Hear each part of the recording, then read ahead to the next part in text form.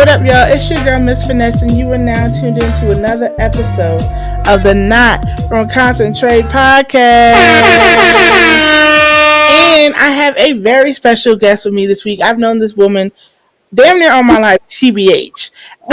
She is a phenomenal person, as you can see. She is very one with the decor. Give it up for Life Coach Kesh. Hi, friends. I'm so excited to be with friends because I'm like here for all the foolery and the fuck shit tonight. Yes. It is not all the time that I get to do this, so I am super excited to be here with you and just to give it to them straight. Yes. So, you want to give the people a little bit about you, what you do, where you come from, all that goodness. Absolutely. So, like you said, I am Life Coach Kesh, or Keisha Butler Thomas. I'm the CEO of Purposeful Life, Solution-Focused Life and Business Coaching, where I help womenpreneurs show up authentically in this superficial-ass marketplace that we are all trying to sell in at this particular point in time. In addition to that, I am a TV personality. I host my very own talk show, Stop Surviving Life Coach Kesh on RBN TV Network, which airs every Wednesday night at 7:30 p.m. Eastern Standard Time. You can find us, of course, on rbntv.tv, or we now have a partnership with Roku TV, so you can download the RBN app there, or you can watch us through the iFame app on Amazon Prime or Apple TV. So make sure that y'all tune in because the views are necessary so a sister can stay employed. So as you can, she's not BSing about who she is. She about that life. She does this life coach thing, and you should tune in as I tune in. And also, she has great content on Facebook where she goes live with her husband, and they do like Blue Apron meals, I believe. Yes. Yes. So, cooking with Coach Kesh every Sunday night. Of course, I came with my cocktail tonight because I don't go anywhere without it. Oh, snap. I had a water bottle, but I finished the water. Shoot. Well, cheers anyway. Clink, clink. Clink, clink. There it is. There it is. Yes. So, yes, tell us about your week. Like I said, I've known this woman almost all of my life. We grew up together. HBCU made, you feel me? Because we out here. But, yes, tell us about your week. How's your week been going? I have no complaints. Truth be told, my weeks always go well because I'm just blessed to be living in my purpose and pursuing my passion, right? Oh, my God. Come on now, you know? But no, for real. I never complain, right? Nobody's listening anyway. I mean, it was busy. It's always super, super busy. That's just my life, right? I mean, I'm running a company. I'm taping a TV show. I just have a bunch of stuff going on. But yeah, you know what I mean? Just really spent my week making sure that I was head down in the business. First and foremost, performing my wifely duties, making sure that, you know, my house is right, my husband's taken care of, because that's my number one job, being Lavelle's wife. And yeah, that's my week. Okay, I see you're here. Well, us single gals over here just, what did I do this week? So yeah, so I've just been sending out resumes left and right. I actually have like a ton of stuff up right now. I'm glad I got my resume redone, which I've been putting that off for the longest. But it's time. I need to get about my job, as y'all have heard me on this show complain so many times about. But now I'm doing something about it. I'm actually have on the stuff that I like to do. Sunday I have a photo shoot. Ooh. Monday I have a photo shoot, and Tuesday, because I had to take off Monday, Tuesday. What am I doing Tuesday? My little sisters don't listen to this, so I can tell you. I'm going down. My littlest sister turns 21 on Tuesday, so I'm going down to surprise her. And yeah, so I'm very excited about that. I'm very excited that, you know, I'm starting to branch out more into my actual passions, and I've been getting some hits with me and representing. Funny how you actually, you know. And somebody told me this, and it never registered. Like, you would think this is something that people would think of, but it's not. When you're looking for jobs and you have the job that you have and that's all you highlight, of course people are going to reach out to you about the job that you have, not the job that you want, because it doesn't say anything about the job that you want or the other skills that you have. But as soon as I rearranged everything and made it plain, I started getting hits. I was like, now you would think that'd be common knowledge, but for whatever reason, it blew, whatever. But yeah, so that's how my week's been going. It's been real chill, real relaxed, and I'm very excited. And today was payday, so I'm happy to hear about these photo shoots. That is something that happened this week. I did have a photo shoot, at 8 a.m. photo shoot on Tuesday. But we shoot content all the time, so I forget about a.m. photo stuff. Because when you in these internet streets, you have to stay current with your content. So all the time, content. I literally have a sticker on my laptop that says everything is content. Period. But let's get that's on Mary Had a Little Lamb. Oh. And that's on who? Mary Had a Little Lamb. Okay. Period. Because we're going where the money resides. Money resides. Yes. Now I was trying not to play that, but now you're gonna make me. All right. We going. What a money reside. Period. But yes, we're about to get into this docket. We have a very, actually, one of these topics that we're going to get into, I know Keisha has she was excited that I put it on the docket, but we'll get there when we get there. As y'all know, I always bring up a planting the seed moment where I talk about any type of Black excellence that I've seen throughout the week. If there's a Black business that I want to highlight, a Black person, just a Black movement, whatever, just anything Black, forward, and positive. So there's actually a 17-year-old. I got this from becausewecan.com. Because of them, wecan.com, excuse me. There's a 17-year-old honored for creating color-changing sutures that can detect infection. My goodness. And actually, I'm going to bring this up, and you should be able to see this. So, share screen. Share my screen. Oh, sorry. So, she's saving lives one stitch at a time. A 17-year-old named a red. So you want to help me out with that? Because I've been struggling for quite some time. A 17-year-old named Regeneron scientist talent scholar after developing color-changing sutures to detect infection, the Gazette reports. Desaya Taylor is a senior at Iowa City West High School who was once interested in becoming a surgeon. A few years ago, she received a suture kit for Christmas, piquing her interest in making them more effective. In her first science research opportunity outside of traditional classes, Taylor decided to develop sutures that would change color if the patient's pH level alters, making it easier to indicate infection. First off, girl, shout out to you for even being this invested in a good old pH level. Most of us don't think past summer's eve when we're talking pH level, and this young lady is using it to detect infection. Come on, Desaya. Any woman should know about pH. So the fact that you can use that to detect infection, that's so bomb, because how many times have you heard about somebody being infected from a surgery and them not knowing until it was too late, almost too late, or what have you. So now as the actual, or somebody's getting rushed in and they were flipped over in a car and the infection starting to set in, but you have to operate. Now you have that information that could save a life. So shout out to her, man. That's something else. You don't just think about stuff like that. Really inspiring. And I just hope that she continues on. Black people are so underrepresented in STEM research. And so I hope that she continues to push the envelope and forge forward, because she really gives me hope, because there's a lot of fuckery and fuck shit going on in this world. And she really just makes me feel so good about what the future is going to look like. All right, Gen Z, y'all went from eating Tide Pods, but now we get this. It's y'all either are just hot and cold. There is no in between. Y'all either do something extremely stupid, or y'all do something that's, breathtakingly good. So can we have a middle ground? I mean, we can have the extremely good at all times, but just middle ground, please, sometimes. Yeah. But moving on. All right, so we're about to get into the topics for this week. And like I said, every time I have my guests pick, I just write down topics and they pick out what they want to talk about. So, in the first section, is there anything you want to talk about? Because I know you want to get to the orange, to the tangerine, to the meat. But out of the first section, is there anything if you don't, we don't have to talk about none of that. I'm just saying, whatever you want. I think that we should really hit on this. Where's our $1,400 or our $2,000 a month? Oh my goodness gracious. If I see one more, they're in talks, the House has passed it, it's where we might have a date. I'm just like, bruh, people, people need to live. Like, this paper is what people need to sustain themselves.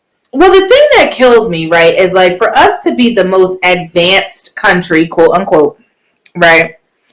It kills me how every other country has been able to nail this virus down, take care of their people effectively, right? And get them to a point where they're able to sustain, right? People are not like, growing exponentially, but they're sustaining, right? There's countries out there like Poland who was like, okay, hold up. This virus is doing the most. We're shutting it down. Nobody's leaving out anywhere. Nobody's going anywhere except for emergency personnel, right? We're canceling all bills. So they cancel mortgages, rent, car notes, utility bills. Nobody's paying nothing. And they did it for like 60 days. So basically 2 payments, right? They just said, hey, everybody, nobody's getting paid, right? It's a wrap. And now Poland has one of the lowest counts of COVID. Australia has it beat. Right, and their economy is continuing to flourish. So I'm just trying to understand how, in the beginning of this, we signed these bills for small business loans, which was really crappy because as a small business, it was very difficult to get. Okay, step one. Then we're like, oh, well, if you're unemployed, we won't give you an extra $600 a week. Okay. So essentially somebody who was making $15 an hour is now making on average $21, $22 an hour, right? Because we're giving them that additional money. But now that we're still in this, a year later, we're like, oh, sorry, y'all, we broke. Like, we did everything we could do. So we're going to have to figure this out. I just want to know who was printing the checks on the extra $600. Can we get them back at the printer? Because clearly they know how to get the money.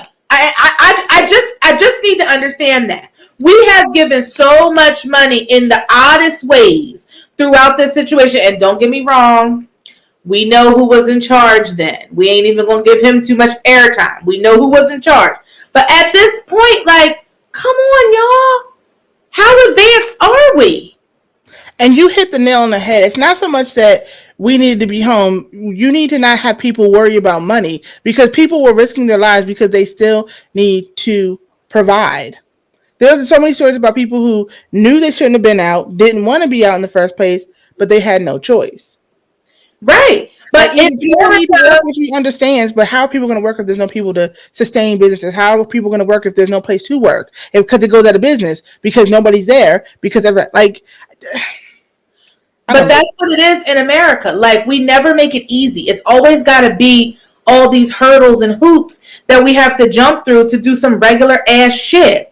If y'all want this to go away, we should have sat the fuck down in the beginning. And that people didn't have to go out. You should have canceled everything or gave people supplements so that they didn't have to. That's the thing. Because people are like, it's one thing that's why we need to stay in, but people also need to live. People also need to buy groceries. So you need to do both. You need to sit us down, but if you do that, you also need to make sure that people can sustain their way of living, i.e. give up the money or cancel it for a while.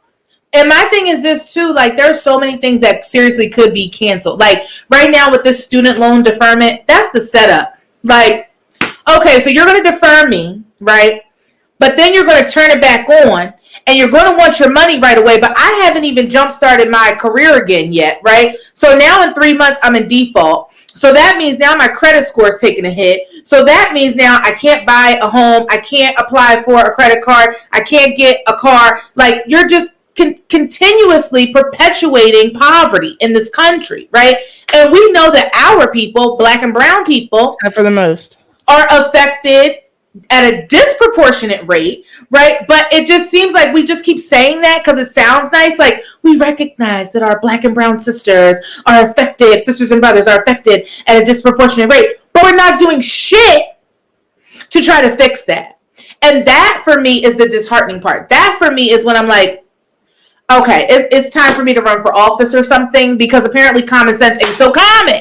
That's why I always say everybody want to be black till it's time to be black. And that's facts. Y'all always want to take our culture. Y'all want to take our sayings. You want to take our looks. You want to make it so that our looks are perceived as one way, and then out of nowhere, big butts became a thing, big lips became a thing, natural hair became a thing, Rachel Dolezal all became a thing. Like, you want to take from us, but then you don't want to replenish. Not even replenish, because you can't. You don't give us what we do. You want to take from us, but then that's that. You don't want us to flourish. You don't want us to grow. You don't. You just want to take.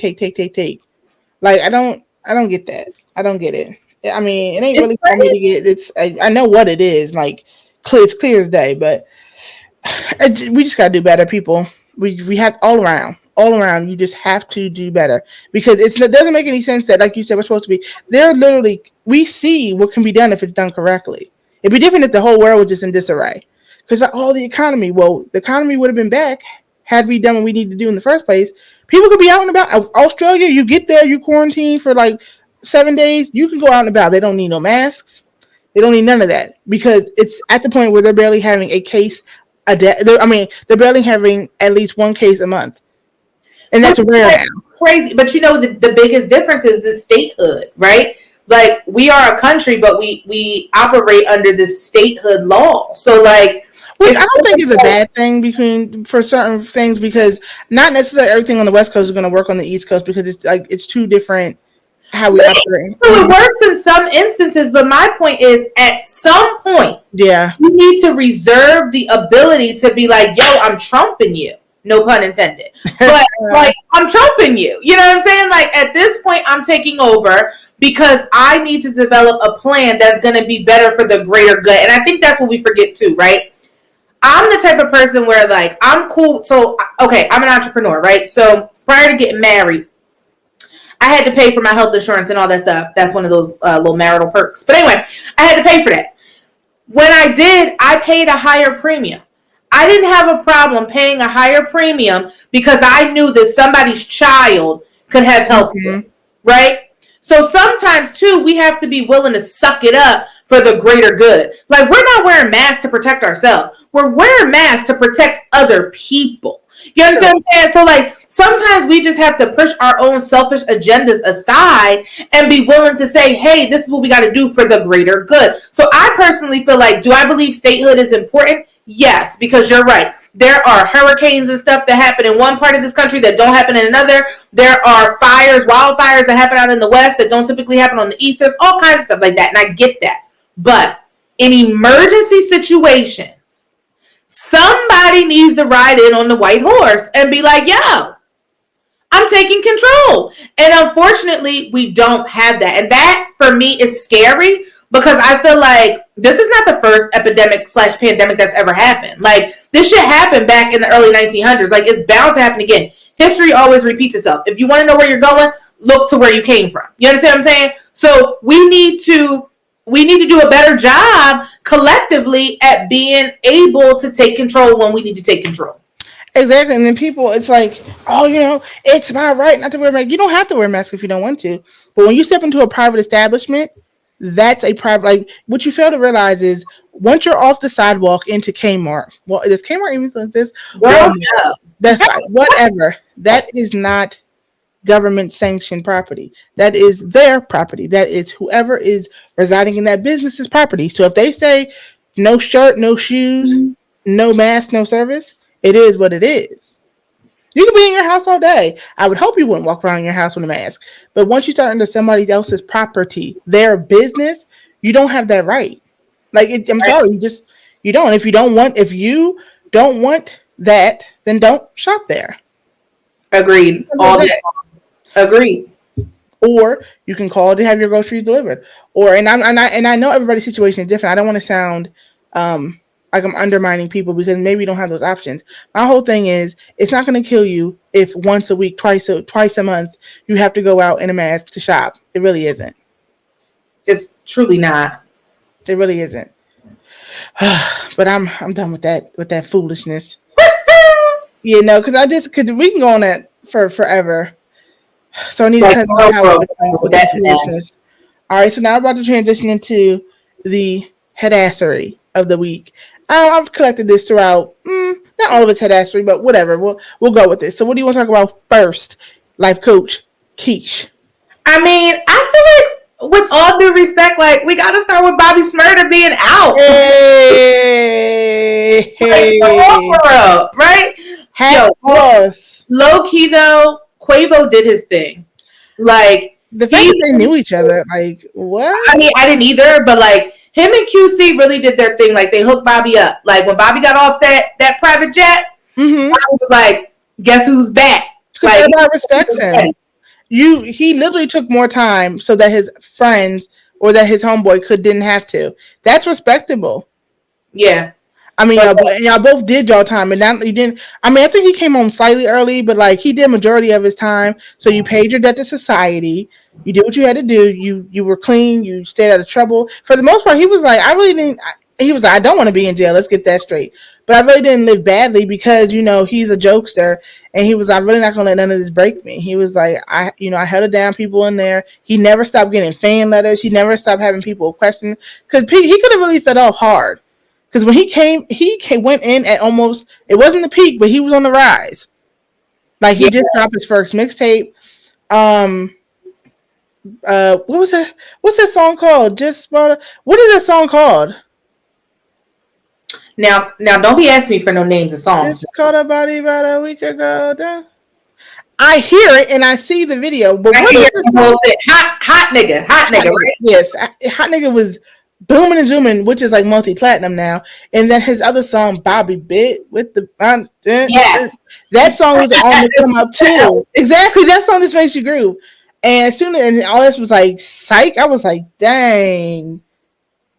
I really like Bobby Shmurda. So low key but high key, I am like really not here for some of these like newer rappers. Like it's just who's low key, high key, high. Like I'm just like I'm not here for it. But I like Bobby Shmurda. I don't know what it was about him. But I don't think he's a new rapper though. He's not like these rappers now. Like because 6 years ago, it's not the same sound as now. Right. And so I really liked him. Like I liked what that wave was doing. And I mean, me and you disagree on music all the time, right? Because I am a New Orleans bounce girl. So, I mean, it's good, but I wouldn't like. Can you name me an original New Orleans bounce? Like they remix everything, which is not bad. Absolutely, honey. You need to get into the Vicky Lowe, honey. She comes with something new all the time. But you can't listen to it all the time. Like it's literally like that's like me listening to Jersey Club all the time, or listening to Baltimore Club all the time, listening to techno all the time. You need to switch it up. It's good when it. No, see, what I'm gonna have to send you is my gospel bounce album because see, you can get into everything with bounce. It's not just pussy popping on a handstand. Like it's other stuff too. Like literally, I don't know how you're gonna go praising Jesus, praising Jesus, praising. Like that's like no, that's like go gospel. I still be like, let me tell you something. The bounce, take me to the King, honey. You ain't never heard nothing like it before in your life. I'm just trying to let you down. You know what? I'm about to YouTube this. It's amazing. Nola bounce. Take me to the King, honey. It's the bomb. Nola bounce. Take me to the. Oh, it's right there. It's there. Listen. Okay, we're gonna take a listen. It's gonna hit your soul different. MC Shaky exclusive. Hey, yo, MC Shaky. Track crazy, man. I heard that back.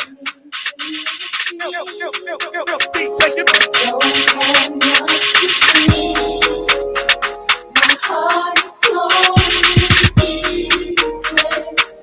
It's my offering. Take me to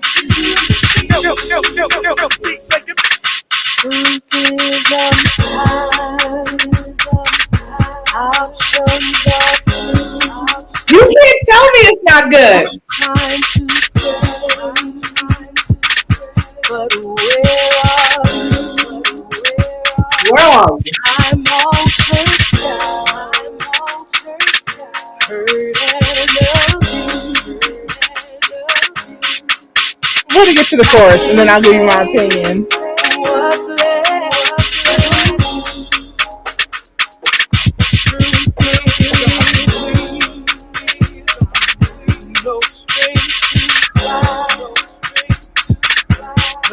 Even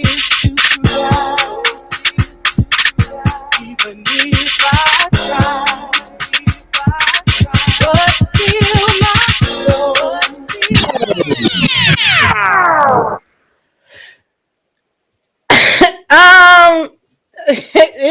It was interesting.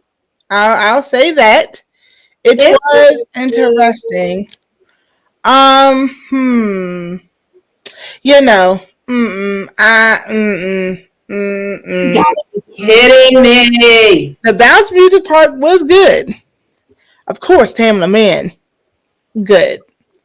Together, that's like gospel trap rap. Can't stand it.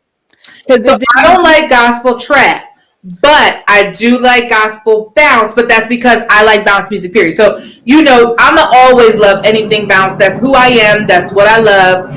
And I can listen to it all day, every day. It doesn't bother me. It does bother my husband, but it doesn't bother. That's not like Sunday cleaning music. That's like, I mean, if you like it, I love it. But my gracious, because it's like two different feelings. Take Me to the King does not make me think of bounce me like. But see, this is the problem, though, right? Like, we have to remember that God is individual, so we have to worship Him in whatever way serves us the best, right? Like, God knows that me opening up a hymnal and reading line by line is not going to touch me the way that the bounce beat is. I mean, we grew up in the same church. We was raised AME, African American Methodist Episcopalian, okay? First religion of the slaves, right? We the closest to Catholic you could possibly get. It's boring, okay? That don't work for me. But if you give me that bounce beat to it, I'm catching the Holy Ghost. Oh, no. Actually, I do like a lot of old hymns. I ain't even gonna hold you. I don't, but no, we ran through. I mean, there's a lot of gospel. So let me get this. There's a lot of gospel that I love. I love. You give me some Molly music. Give me some Kirk Franklin, who I think is one of the most. And because even Kirk said when he got into gospel, he was taking. That's why a lot of people mess with Kirk Franklin because he used R&B, flipped it to gospel. I was like, you're a genius. Because did you see his tiny desk? Did I? Of course. First off, every single song, hit after hit after hit after, and I mean, when I was a young John, hits. Just Kirk got hits. He had. Yeah, I love Kirk. He's constantly being inspired, which you can see it in his work. But my point being that it doesn't have to be, hallelujah, and also, I've sung choral arrangements. My point being, there's a lot of leeway I give. But that, nah. Moving on, because that was. All right. Album. Okay, send it. You might get. I ain't getting burned for that, but you okay? But yes. So, what you want to move on to now? You know what? Let me pick the next one. Because I know you. I know what you're itching to get to, so I want to slide in one before that. The fact that Lionel Richie is 70 years of age, dating a 30-year-old, I think engaged to a 30-year-old woman. I'm 30. My father is 60. This 30-year-old woman is dating a 70-year-old. Lionel Richie's youngest child is 39. Nicole Richie. So yeah, let that marinate. In my opinion, right? So I read about this. In my opinion, I just think homegirls where the money resides. I mean, that's the only thing my brain can formulate. I really think she's just where the money resides. I mean, here's the deal, right? I've been for 4 years.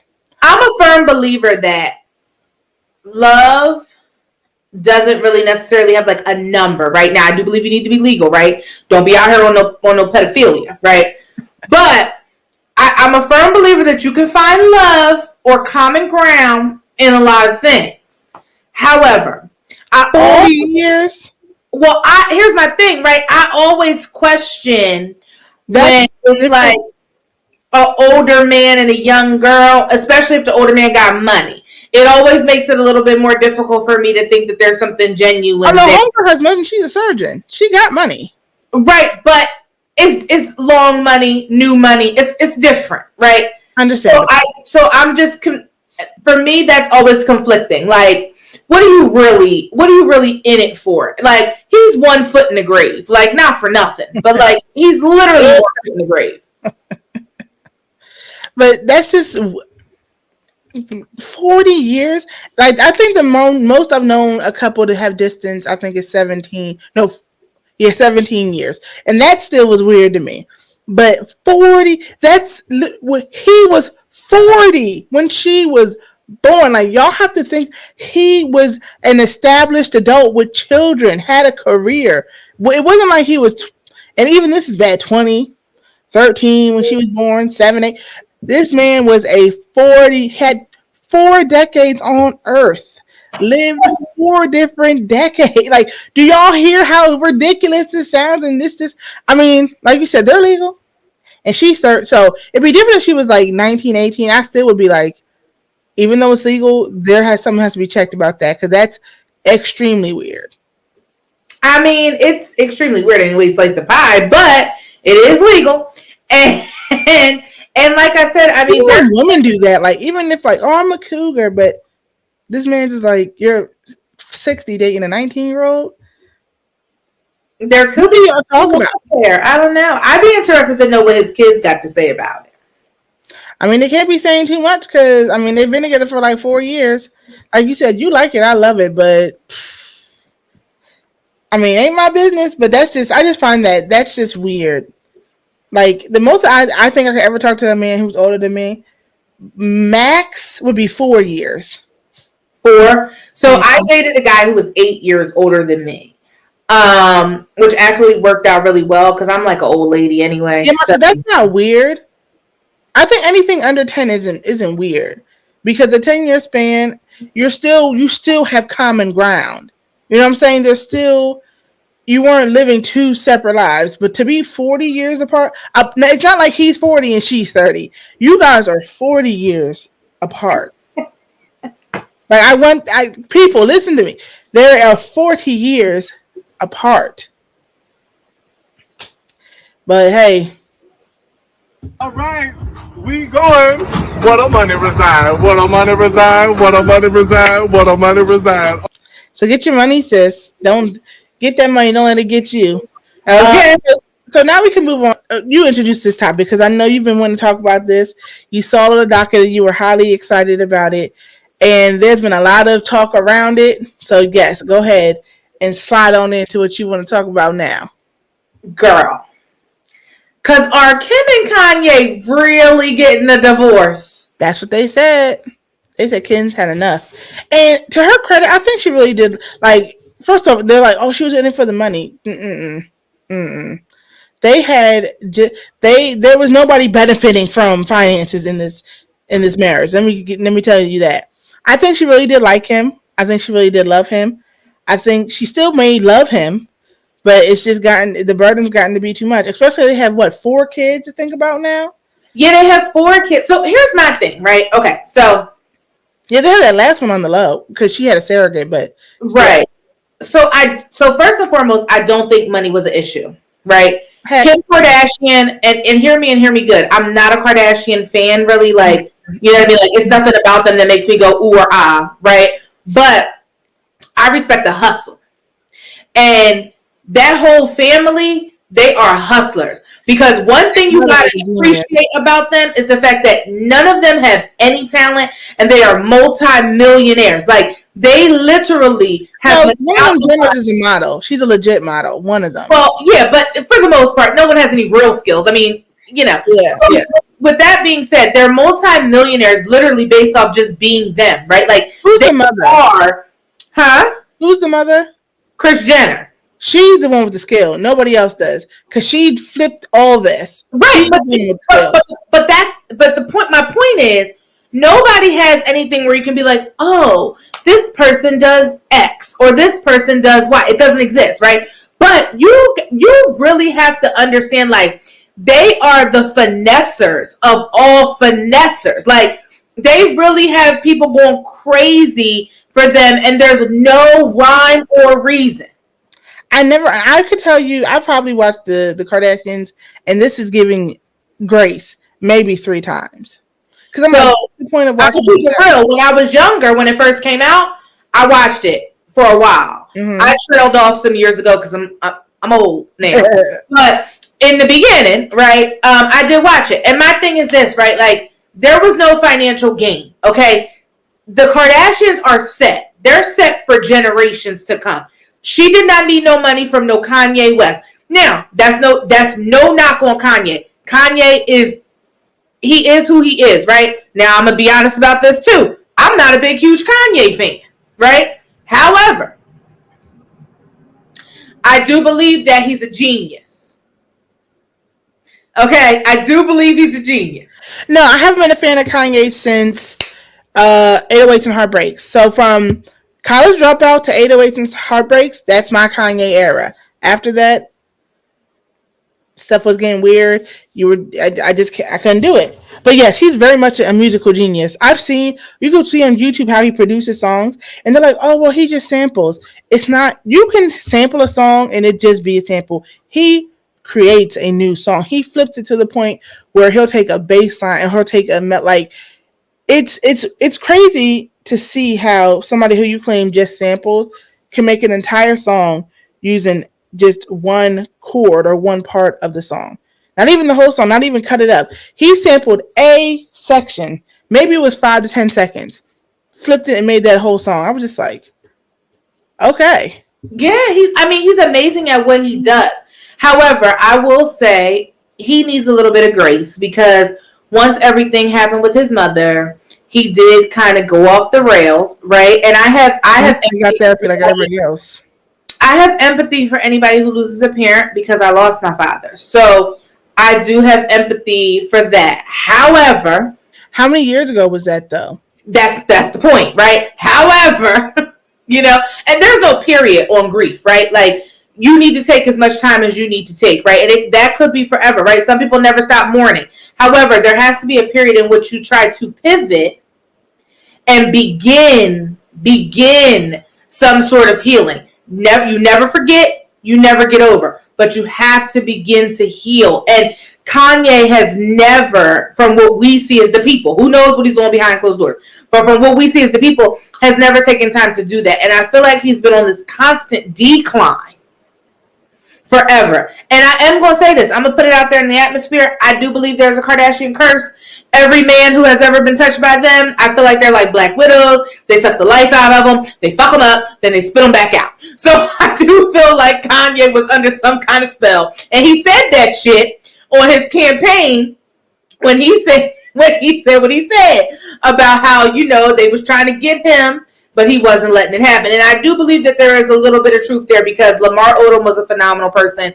And I'm just really sad about what happened to Lamar. He had an awesome career, and he really just kind of got like fucked up. And I think it's just like the men period, because even like the brother Rob, like super weirdo, right? Like it's something about men. And then you have like Bruce, who is now Caitlyn. So it's like something that they do to men that just like fucks them up.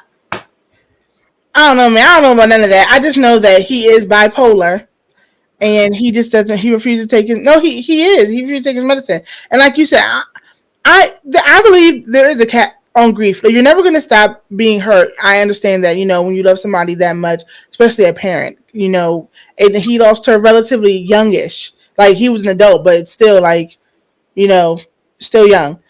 But like you said, you need to start trying to heal yourself. If you can't let that consume you your whole life, because then what are you living? That's when you're starting to get into drug habits. That's when you're starting to get in gambling addictions, because you're trying to cover the hurt and not heal. So yeah, maybe for the first, 1, 2, 3 years, okay. But after that, no, sir, none of this. You can't keep tying this back to that, because you've had plenty of time to get yourself together or want help to help you get yourself together. So I can't sit here, because if he wasn't Kanye West, nobody else would be giving him this grace. Well, I don't know that like that society really gives him much grace, honestly. I mean, they didn't. Keisha, they give him. There are people who were. He could right now. Oh, he said slavery was a choice, and people tried to explain that away. You know what? I'm gonna retract my statement. You're right. They did do that fuck shit, and that wasn't cool. Cool. Second thought. Yeah, that wasn't cool. Dan Jones read. I mean, the way he read him in that moment was textbook. I said he didn't raise his voice. He didn't curse at him. He literally said, he was like, Kanye, you said you're a free thinker. I think what you just said was the absence of thought. I have hand claps on here, but that's anyway. Yeah, go ahead. Yeah. Listen, I just feel like I think they really are getting a divorce at this point. I really do. Just because, like, honestly, like, I'm not a huge Kim fan either. Like, I think she's just like gives much, but I do think that where she is going, like what her trajectory seems to be, where she's getting very involved in civil service and things like that, I think he's dangerous for that brand. I think the things that he is willing to say and do are dangerous for what she's trying to do. And I have to say she's come a long way from her Ray J sex tape, right? Like, she's really built a name for herself. And I think that Kanye's unpredicted foolery and fuck shit is not the look for right now. Like, it was almost like she told him, like, clean it up, crack whore, or I'm out of here, right? And he just didn't clean it up. And so now she's like, okay, Jesus, I got to move on. Like, it is what it is. Clean it up, crack whore. I mean, how else do you explain it? Right?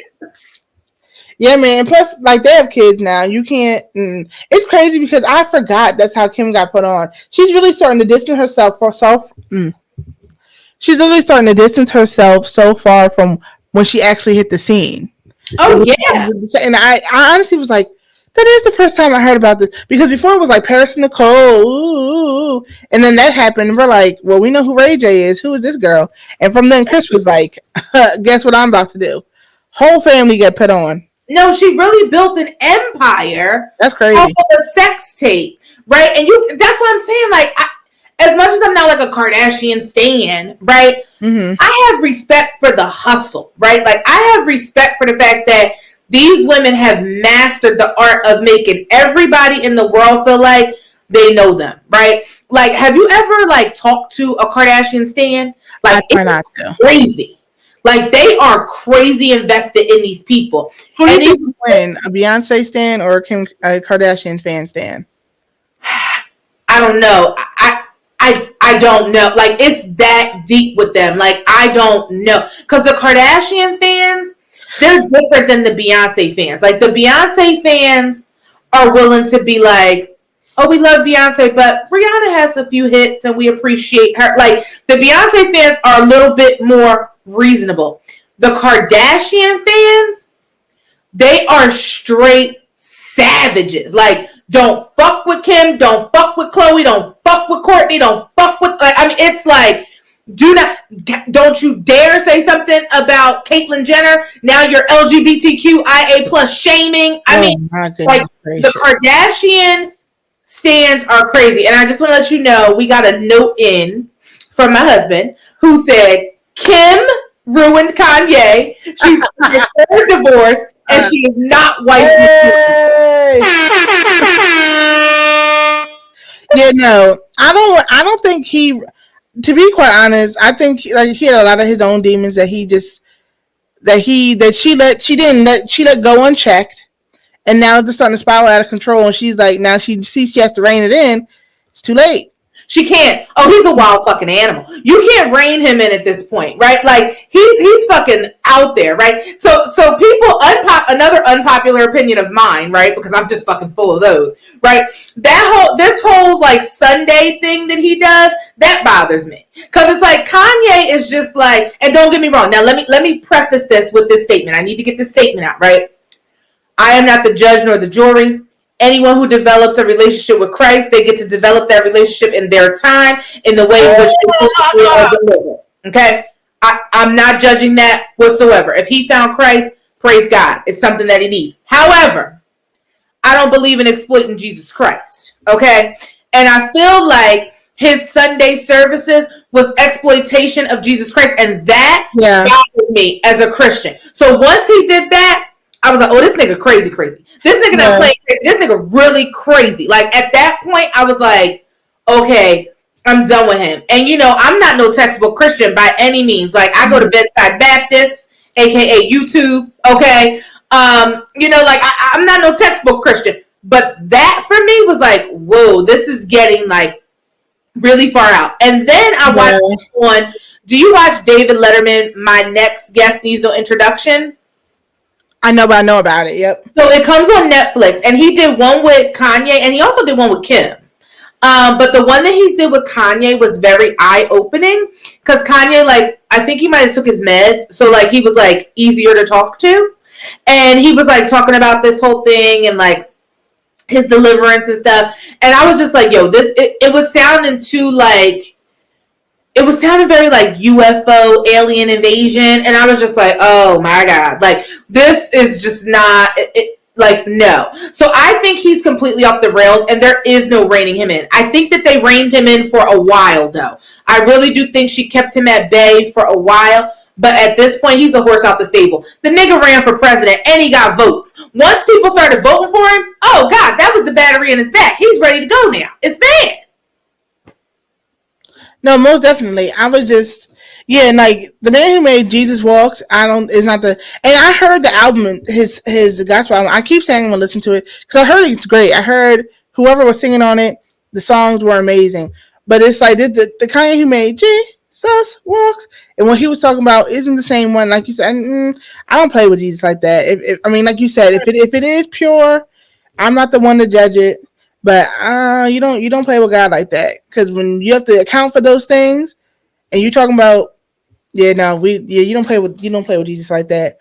But hopefully he is sincere, and you know, he has on his heart pure intentions about, you know, spreading the gospel of the Lord, our Savior Jesus Christ. Amen. Amen. Oh my God! So wait, what is this one? I don't know. So hopefully it's pure about that, because if not, he's gonna have to answer for that. But he's just not my forte anymore. And I can say, and like, I don't argue with people about that. It's like, well, Kanye, I don't care. He's not my forte anymore.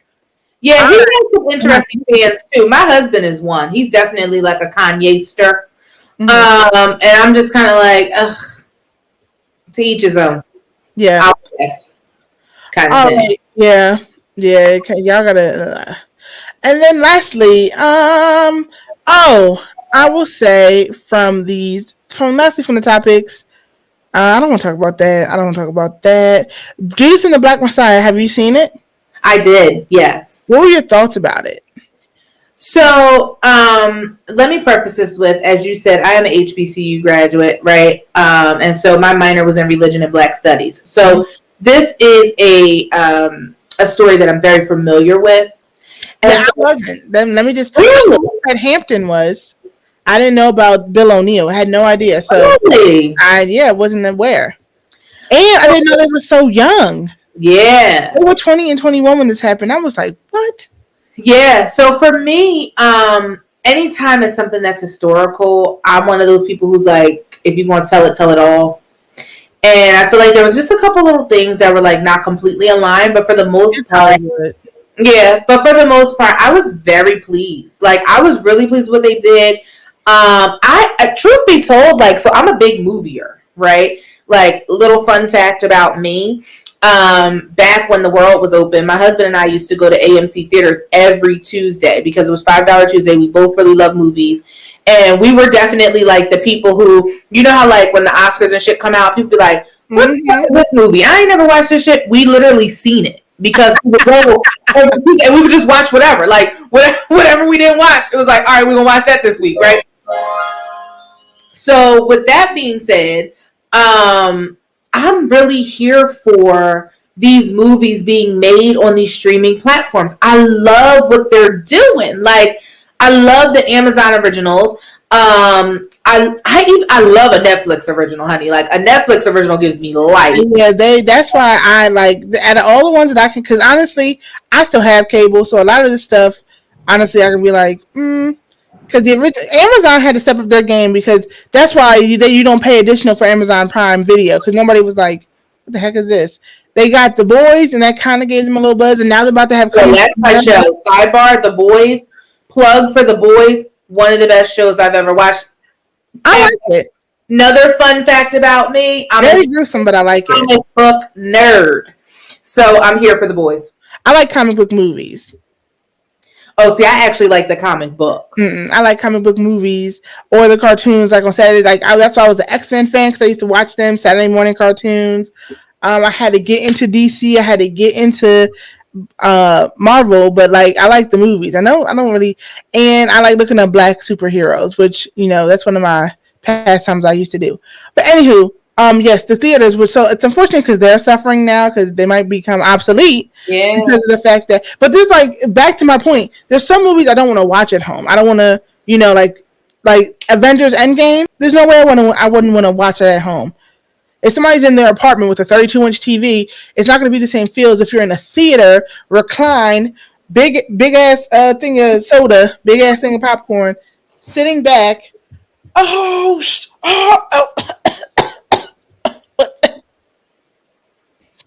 Excuse me, it's not the same feel with the Dolby speakers pumping sound and the IMAX. Like it's just not the same feel. So I hope that theaters don't take a hit, but I do think they should have. I think they should have a option where once people can start going back outside, the theater and at home. But if you're at home, you got to pay a higher price. That's just me personally what I think should happen. But that's Disney's kind of doing that because like they've released a couple of movies on their streaming platform, but you have to pay for them to get them right away. Like Mulan was like $14.99 to get it right away. Or you could put in the room, but you had to wait like 6. If you waited like 3 or 6 months, something like that, you got it for free. So we waited to get it for free, and it was kind of lackluster in my opinion because I'm a huge Mulan fan, and they took. I knew when they said there was no Mushu, it was real action. Get out of here! Get it out of here! If it's no Mushu, if it's no cricket, if there ain't no ancestors popping up, if it ain't him flying down snow with the head in his hand, that ain't her. It was. Mulan is a great movie. Ain't no fat singing. Like I don't want it. Keep that real life stuff. It's a cartoon for a reason. Get it out of here. Yeah, it wasn't that great, but Disney. My point is Disney started doing that, right? Like where if you want it, you could get it at home, but this is how much it's going to cost you to gain access to it. So. I mean, I think we're going to see more of that. True. But back to Judas and the Messiah, Black Jesus, and that, because I forgot, like, how did we get here? How did we get here? How to check the docket. So back to the movie. Yes. So, how'd you like it? I liked it. I liked it. I'm always here for historical Black movies. I think it's super important that we are telling these stories. Not for nothing. This is no due disrespect, but we know who Martin Luther King is. We know who Rosa Parks is. We know who Malcolm X is. I want to tell Black stories that are not told, and so I'm super, super here for this. Even with A Night in Miami, I was super here for people getting to know other people outside of Malcolm X and Muhammad Ali. Right. And also getting to know like a different side. So even though, of course, like, that wasn't like or anything. I just love the fact that like we were introducing different figures in the Black community because I feel like we have to ride the wave from the summer. Right. And the way to ride the wave is through education. Right. We have to seize the opportunity to educate about what Blackness really is, who we are, what we stand for, the pillars in our communities. And they're so much bigger than Rosa, Malcolm, and Martin. That's no due disrespect to them. They are Black excellence. But we have so much more Black excellence. Like, I'm here for Kamala Harris being our VP, but can we please not forget about my girl, Shirley Chisholm? Like, let's talk about Shirley. Shirley ran to be. If you want to get into the facts, if you want to get into the real facts, my Sorrel was the first African American woman to run to be president. Y'all ain't go out. And you know, shouts to Kamala because she ran so Kamala could run. I mean, she walked so Kamala could run. But y'all ain't gonna keep saying she was the first one to do it because she wasn't. Right, she wasn't. Shirley, she was not. Thank you. But unfortunately, people don't know that we were blessed to go to HBCUs, and we were also blessed to be raised by Black families who taught Black history. Even before, thank you for clicking. Right, who taught Black history, right? But if you don't have those experiences, you don't know. So I, for one, was like, hold up, like, Kamala, yeah, we're going to give you your flowers while you're here, but we're not going to disrespect Shirley. Not Big Cheryl, because she was a force to be reckoned with. Y'all think Maxine is something else. Y'all think Stacey Abrams is something else. Huh. Shirley. Learn about Shirley.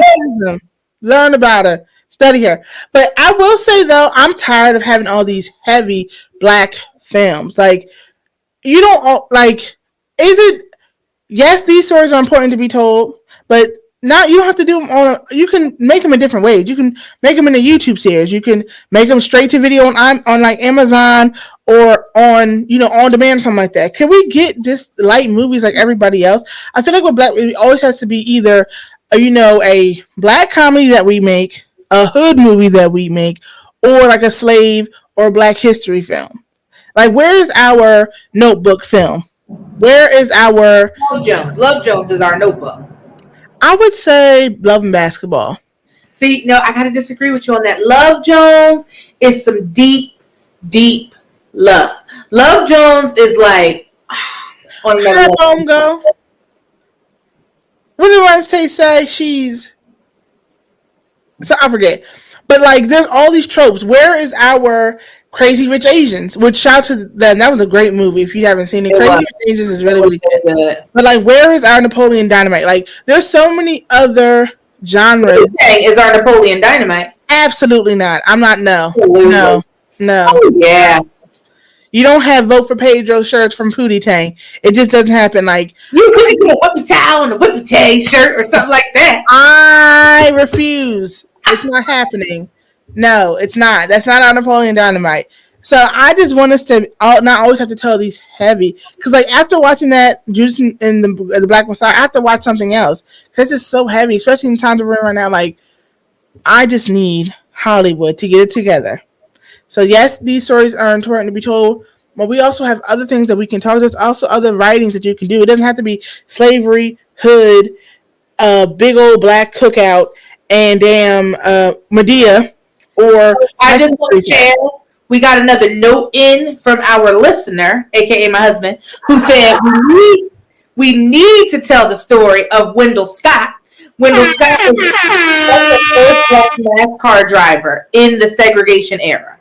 Ooh, that'd be interesting. So he's like, we need to tell stories like that. My husband's a car guy, so of course he knows Wendell Scott. Okay. And Wendell Scott can get a great Amazon Prime video, and we all can hype it up.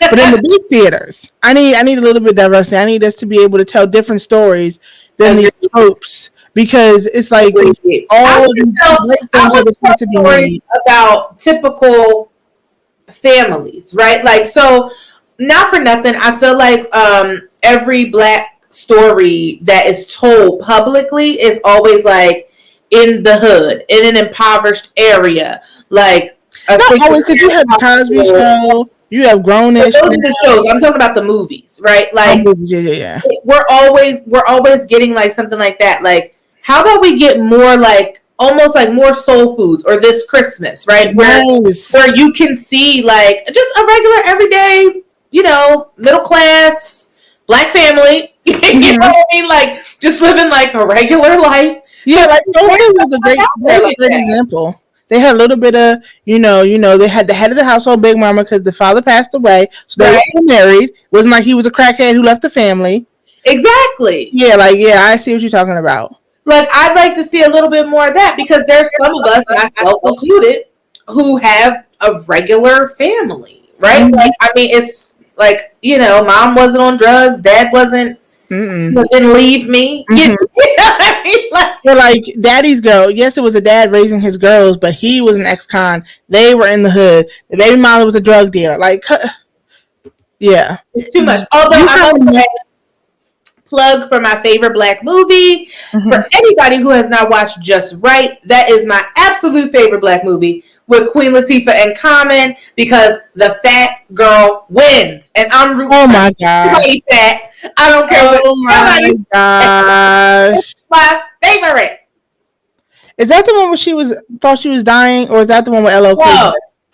The one with Common, just right. So she's a physical therapist. He's a basketball player. NBA player. He gets hurt. She nurses him back to health. And it's like this whole thing on like, at first he was dating her cousin who's like skinny and light skinned and beautiful and all this stuff. When he recognized it, like he was really in love with her and she was like voluptuous and amazing. Oh my gosh. She ended up winning. And I'm rooting for her. Common dating Tiffany Haddish. How that works out? Real? Yeah, they are really dating. I didn't know if that was real or if that was no, just they are dating. Now, Michael and Lori Harvey, they say that's a publicity stunt. I mean, who cares? They look great together. Can I tell you how I'm very saddened by Michael B. Jordan and Lori Harvey? I mean, they fine. She fine. He fine. They fine together. That's her turtle. Oh, Michael disappointed. I wanted Michael with like my sister was in her feelings. My little sister, she was in her. I was in mine, and I'm married. Shit, I was hot. I was like, if they gonna get together, I approve. That y'all look fine together. So I wanted Michael to be with Why is she not wholesome though? I mean, when I say wholesome, I think like I wanted him to be with like a Lupita Nyong'o or somebody like that. Like I wanted him to be with, or like an Issa Rae, right? Like I wanted Michael. Issa Rae's engaged. To who? She popped up engaged 2 years ago or last year. She's had a man, now has a fiance, and she kept that on the low until she got that ring. I was like, that's how you do it. She's been dating this man for like 8 years, like so he's not nobody new. Oh my God. He's whole time engaged. Sure is. Google it. I just saw him like with somebody like that. Don't get me wrong. So let me just say this and let me be very clear. I think Lori is doing what every woman in her 20s should be doing. Lori is doing honestly what I did in my 20s. I dated. If you don't date people, you don't know what you really want or what you really deserve, right? You have to test the waters. I think dating is an art that we have forgotten about because nowadays everybody just wants to be bae, right? Nobody wants to take time to get to know people. I think that is a very important step in figuring out who it is that we want to be with long term. Now, did Lori make some missteps? Yes. When she was fucking with Diddy and Diddy's son, that was a bad look. But that's just play with me. Mm-hmm. I do think that she's doing what every woman should be doing. And I think we need to normalize dating. I think we have to stop making people feel like once you with one person, like that's it and that's all. That's not it. That's not all. And so you need to test the waters and figure out what you want. So I'm here. What if she has sex with him? Your point? What? Men do it all the time. All with a woman. Why can't she? Y'all will sit up here and give Future all the accolades. First off, she dated Future and she was smart enough not to have a child. So okay, let's get that out the way. But y'all, like, that's one of y'all some of the biggest hypocrites on the face. Men and freaking pick-me's. Oh, Future can do that. He literally has almost, for every child, he has like a different baby mother almost. Like, child. Okay. Literally, I feel so bad for the mothers who have to go through this. Like, he's really trying to, she basically was too dark to have my child, or I only slept with her one time. You know, a child's marriage, right? You know, that doesn't, who cares? Because at the end of the day, all you need is one time. You're a toxic king. She for the streets. Yet Lori dates. Yeah, no, Lori dates. And not only does Lori date, but for everyone she dates up, right? So it's like the next one, they just keep getting better and better. Look, the gifts keep getting better and better. Because I don't know if you saw or not, but Michael in Hermes for Valentine's Day. That's what I'm talking about. Buy me the stock option, okay? Give me the dividend. Give me her stock in Hermes. For her stock in Hermes for Valentine's Day. Wait, what's the bag everybody was talking about that costs like 20 G's? Is it Hermes? Which are Hermes Birkin bags. So instead of buying her the bag, he bought her the motherfucking bag. The stock. Oh my God. That's what I'm talking about. Let's go. Yes, he bought her the bag, honey. Mm-hmm. I ain't mad at it. Even if it is a publicity stunt, I don't care. They look good. Doesn't matter. He's buying her stocks, taking her to aquariums for Valentine's. Like, I'm for it. I like it. I think they look cute together. Steve likes him. He's met Big Steve, which everybody knows. If you don't know, Steve's not her biological father. Did you know Steve Harvey had twin girls? I did not know that. I did. I'm going to say this too, right? Like, once I got out of my feelings, I was like, okay, I can deal with this. And sidebar, the Lori Harvey and Naked Wardrobe collaboration, bomb AF. I bought one set from there and I literally went back and bought 4 more things. Like, Naked Wardrobe always delivers, but the Lori Harvey collection, amazing. And it goes up to a 3X. So shout out to Lori for not forgetting the fat bitches who want to spend coins. Look, if y'all don't make X sizes, y'all just leaving money on the table at this point. Lori Harvey, Naked. What? It's Lori Harvey and Naked Wardrobe collaboration. Wardrobe. And like I said, Naked always delivers. You know, so sidebar about the Kardashians, the person who is behind Naked Wardrobe is Malika, Chloe's best friend. Naked Wardrobe, ATL right? Yep. I've never heard of Naked Wardrobe. Yeah, there it is, right there. Boom. Yeah. Her lips are like, you know how much money people pay for lips like that? And you used to get clown. I can only imagine back in the 90s what she would have been called. Right? It's disgusting. It is. But I'm telling you, get you some of that Naked Wardrobe Lori Harvey collection, okay? That shit is the bomb, okay? I got sweatpants, crop tops, all kinds of shit the fat bitch shouldn't have, but she makes it and I bought it. She said all kinds of shit that fat. Oh, you got a husband right now. You can literally wear what you want and it will not matter. Whatever I want. You can come out there in a thong and what are they? Nip covers, nip slips, or pasties. It only matters because only one man should be all up on that. Well, okay. Lizzo went out here in these streets, but yeah. A few streams back, a few podcasts back, with Lauren was on there. We talked about Lizzo, and I was like, I'm all for her being big positive, all that stuff. But there's a time and place. You did not need to have your fat ass out on a bench or a seat where people have sat. I doubt if it was cleaned anytime recently. Just exposing your. Why would you want your skin to touch that, sis?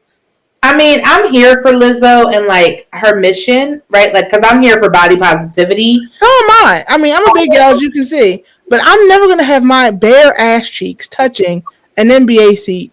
And then I'm like I said, this is a person place. If this was her concert, go off. If this was any type of gala or any type of function like that, but I think at a basketball game it was inappropriate. But that's just me. I think it was very wildly inappropriate.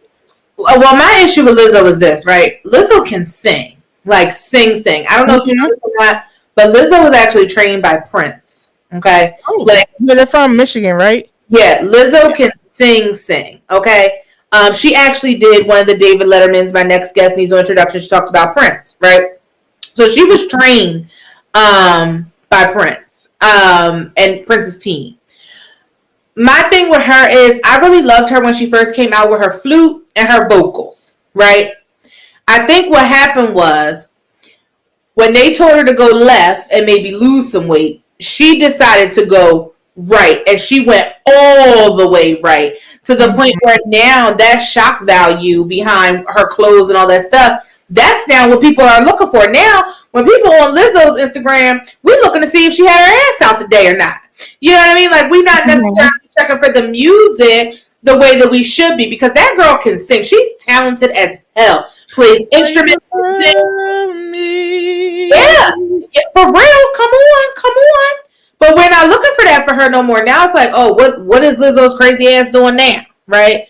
And I just wish it wasn't that, because homegirl is talented. What is those crazy ass doing now? I mean, yeah, I do agree. Lizzo's very, and she's a classically trained. She's a classically trained flautist, which is rare. You see anybody with like legit musical talent outside of like a pianist. Like it's really like I haven't seen nobody really other than like playing the keys or playing the drums out here with an instrument, playing mainstream. So the fact that she made the flute popping, that video with her and Megan, iconic. Here for it. I Love loved Megan. it every second of it. Shout It out was to like, Megan for her new boo. Okay, her Valentine's Day was. I have no popping. idea who that man is. Who is he? I don't know who he is either, but her Valentine's Day was popping. Yeah, I was like, who is Party? Apparently, people know him. I guess he's the I right think he's a person. rapper or something, but I'm just here for Megan having love. Yeah, she's another one. Oh, her big ass. Da-da-da. Shut up. Y'all just some hating ass Negroes. Ugh. Yeah, But because I'm here for her. with all this black excellence we just named, this brings me into my squeeze question of the week. Since we are still riding the coattails of Black History Month, what is it? Today's the 26th, so we're almost to the end, but Black History is honestly 365. So with that being said, I want to know who is your Black History Month unsung hero? And I'll go just so the people at home know what I'm talking about. I think the unsung hero of Black History Month, the Black community, was ever shamed person whoever brought rancid bad potato salad to a cookout. Because without that pressure, people wouldn't be on their P's and Q's when it comes to having or going to a cookout.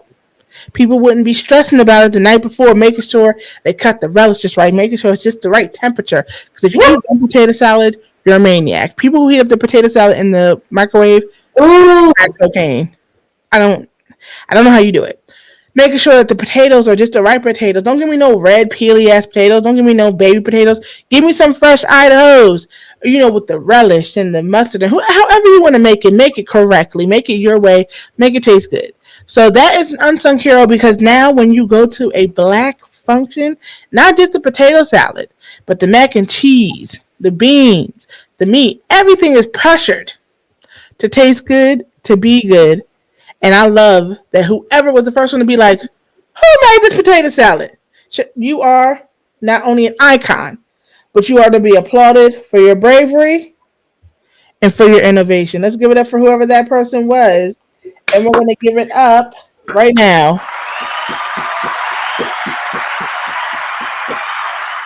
Yeah, because I was like, all right, where's the applause? Where's the applause? I really wish that I could just change it on my screen, but for whatever reason, it doesn't change when I move it on my screen. I have to actually search, but I'm going to cut that out. Anyway, yes, Keisha, who is your unsung hero for Black History Month? Let us know who. So my unsung hero for Black History Month is whoever the person is who coined the phrases Black Girl Magic and Black Boy Joy. I do believe that we have to celebrate these people. Black Girl Magic and Black Boy Joy is something that started popping up a few years ago.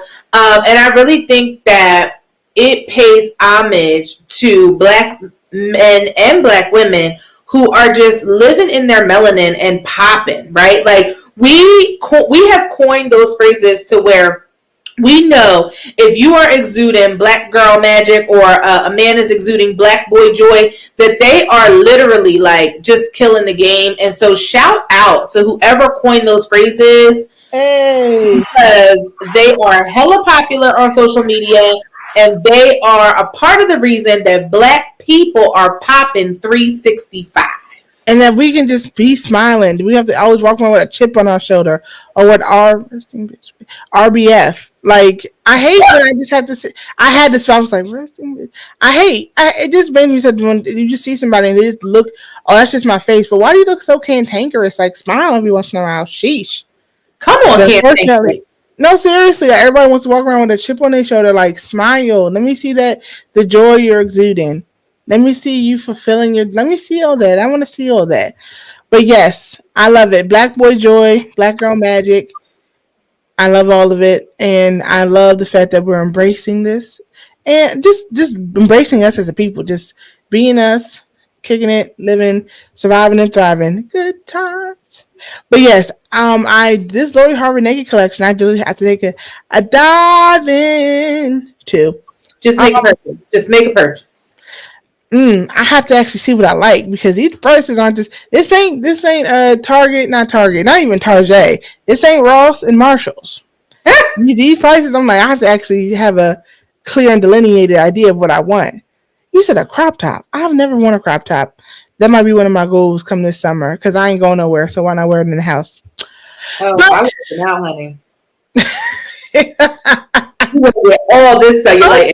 This office is really, really cute. I must say, you see the back of my studio. I got freaking lights and green screens and diffusers and whatnot. But I've been looking at the back of your thing. Like, I need to set my decor up because my original plan was to use my green screen, but it's too wide. So when I bring it in close, it doesn't cover all back of me. You can still see like a lot of the outside. But I see you got the elephant up there. And you got there's an elephant up there. So I'm very much about my feng shui. My house is modern farmhouse style, but my office is very bohemian inspired. No idea what that means. I'm all about that life. I'm all about my space being clear and my energy being right so that my vibe is tight and I can perform at my optimal level. Excellente. But I just had to bring that up because I know y'all been looking at it too. I'm just like, this is very nice. But as y'all know, before we get out of here, we always got to do our keep it 100 moment because every week there's something I got to keep it 100 about. I'm going to go first and then I'm going to let Life Coach Kesh get what's off her chest. It can be a positive or a bad thing, whatever you just want to keep it 100 about. Me, I want to keep it 100 about the fact that when you are driving and you are trying, and I'm been coming over here with a lot of driving stories, but people really can't drive. When you're merging, like I think 2 weeks ago, the last week I said, people need to drive with intention. If you're going to get over, get over. When you're merging, I'm going to need you to throw that light on, sis. I'm going to need you to throw that blinker on, bro. Because how am I supposed to know you're getting into if there are 2 lanes and you're coming off the merger, you can still keep going straight. How am I supposed to know you're trying to come into my lane? I almost got into 2 accidents today because people just wanted to merge without any warning. Like, sir, that's why they have blinkers on the car. That's why you go to school or in school, you get driver's ed. Because in the driver's ed, they teach you that certain things on the road that people look for, so know your intention. If you do not throw that blinker on, how am I supposed to know you're about to get over? How do I know you're not going to stay in the same lane? How do I know you don't want to, like... It really pisses me off, man. People who can't drive. Because I know you do this stuff to other people. I know you do. I know this isn't the first time. Because you don't look like a new time driver and you don't look like an old person. Like, please, get yourself together. Don't be on the road if you're gonna, because it's like then ever since then my insurance is going up because you hit me. And the 50 cuffs, don't do it. Because ever since the quarantine happened, my driver, my bill for my insurance is going down extremely a lot because I ain't on the road as much. So if you hit me and cause that motherfucker to skyrocket, we are going to have some problems. Don't do it. Just use your blinkers. It's not hard. Flick, flick, flick, flick, flick, flick. That's all you gotta do. Flick, flick, and I mean that's it. I'm done. Because I really was just like, I can't stand it. It's too much. Yes, but I'm sorry. What is your keep it 100 moment of the week? Keep it 100. Period. What is your keep it 100? So my keep it 100 is about social media content, right? So remember who is watching. There are people who are watching your social media who know you, sis. So let's stop faking the funk. Let's be authentic in the content that we are putting out here. Let's be exactly who we are. If we broke, be broke. If we single, be single. If we unhappy, be unhappy. But let's stop faking the funk out here, especially if you are a business. Because people do not buy from businesses. They buy from people who they know, like, and trust. If you are out here creating a facade or being somebody who you're not, it's going to show through in your content and your sales are going to suffer. So as a master certified life and business coach, I'm here to tell you, keep it real in your social media. Like, we don't have to worry about having the perfect backdrops. We don't have to worry about makeup. We don't have just be who you are all the time. Show up who you are all the time. Because motherfuckers is watching.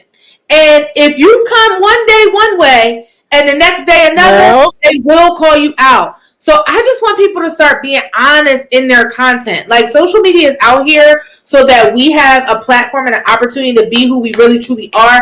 And I'm tired of all the fakes. Like, there is so much foolery and fuck shit on social media right now, and I'm tired of it. Like, we don't need you to be going to the damn BMW dealership and taking pictures in the dealership. You are not driving that, sis. Like, it's just not a thing. Like, let it go. It's cool. I never have to be that person. I never understand. Even with celebrities, they do that stupid foolishness. I don't get that. Like, what? Okay. And then you get called out to, and now you're on the defense. Like, oh, no. Like, like, shut up. Like, don't even do it. Just don't even do it. Just be who you are. Like, I'm tired of the fake, phony shit. Like, we have all been through some shit this past year. If y'all still faking the phone, I just can't even understand why. Like, we got niggas in food lines who ain't never been in a food line. So why is it that we feel like we need to be faking the funk? Like, let's stop doing that. Let's normalize being real. Like, for real.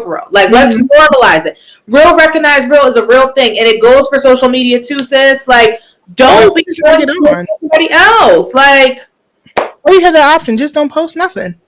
If you I like that. Or just don't post nothing. That can be the best option. Just don't post nothing. Like you said, there's people struggling out here. And also, if you're trying to, you have a perfect pop in life, that also we don't need to see.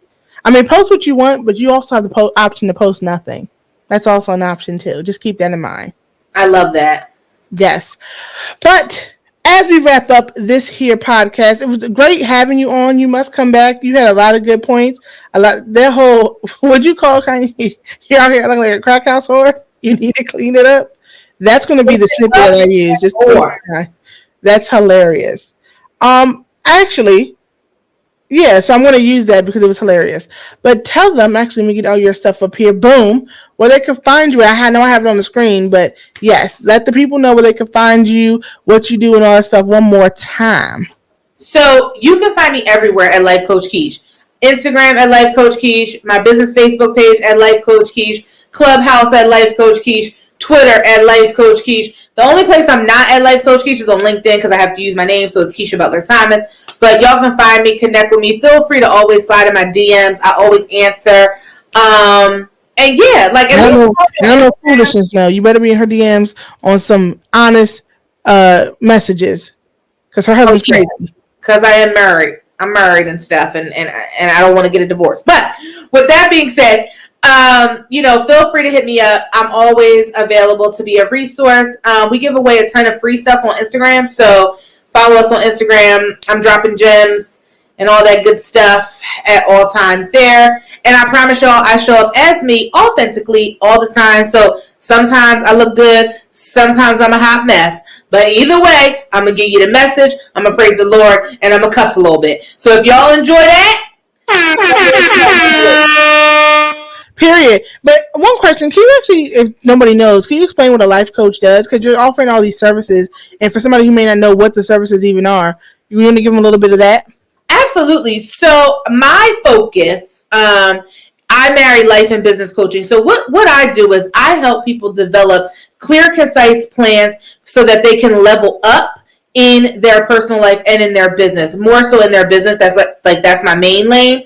And so what we really do, and like I said, I help people show up authentically in a superficial marketplace. What that means is, because we're living in this cloud of social media, because we're living in this world where people tell us what we need to look like, how we need to act, what we need to drive, where we need to live, and all that good shit, I help people break that barrier, right? Like, it ain't about that. It's about you showing up as you. And if you really want to make sales, if you really want to connect with your ideal client, you have to be who you are, because your ideal client is a piece of your authentic self. So if you're not giving that, you're going to miss your client all day long and you're going to be broke. Okay. So essentially what I do is help people develop the plans on how they can truly show up in their specific space or place in this world as exactly who they are. I'm not a therapist. Let me just say that, right? Therapists deal with your past traumas. I do not deal with your past trauma. oftentimes I work in conjunction with the therapist where you are dealing with your past traumas, and with me, you're developing the plan for the future, right? But I am not a therapist, so do not come to me if you are dealing with the past trauma. I'm not a licensed therapist, and I will refer you out because I like that. That's just what it is. And then also, I do want to say this too. In the most humble way possible, I do have mentees, and I love them to death. But I'm also not a mentor. Mentors are typically free. I'm not free. And mentors typically are going to speak to you about their specific experience that directly correlates with your specific experience. So, for example, if you're a new lawyer and you want to talk to an older lawyer, that's going to be your mentor because y'all sat in the same seat, right? So I just want to be very clear about the difference between the three. That does not mean that I don't have mentees, because I do have two who I love to death. And if I really feel like I connect and vibe with a person, like I have no problem with that. But I am not a mentor by profession, nor am I a therapist by profession. I am a licensed coach. I am licensed to help you build blueprints for your life and business success. Period. So don't come with her talking about some, back in the day. No, what about today and forward? Okay. Excellent. Right. Excellent. Yes, that's excellent. That's actually dope that you we have to come. Actually, you have to come back on. We have to talk about that, all that you do next time you come on. But I'm glad just the energy and everything was there, and you were stressing that you was late. Girl, you had a grand old time here. But as you know, this is the Not From Concentrate podcast, and you can find us everywhere. Like I said, you can find me on YouTube. I got the YouTube channel popping now every time I put out, and that's why you see us recording. Anytime I drop a podcast, I drop a YouTube video now. You can follow me on all platforms, Apple Podcasts, Google, Spotify, I'm actually if you just Google Not From Concentrate podcast, you actually find me on plenty of areas I didn't even know I was in. As you can see, all that stuff on the screen. Don't forget to like if you're on YouTube, subscribe to the channel. Don't forget to rate me on all these platforms. Get me in the algorithm, get my stuff popping. I'm authentic, okay? I show up as me every time, okay? And I don't fake the funk. So yeah. If you've been listening, you know that I come with the popping content. Don't forget to hit me up on Instagram, Not From Concentrate Podcast, Facebook. I really don't be on there. I have it, but I really don't be on Facebook. I'm just not a Facebook person anymore. Like, catch me in 2008, 9, 10, 11, 12. I was there, but now I'm not. But yeah, but as I say every week, whether I give you an ounce, a gallon, or a liter, everything I say is 100% real. So with that said, thank you for my guests for coming. Thank you for showing up and giving us a good time. And y'all be safe, have fun, and we out. Peace.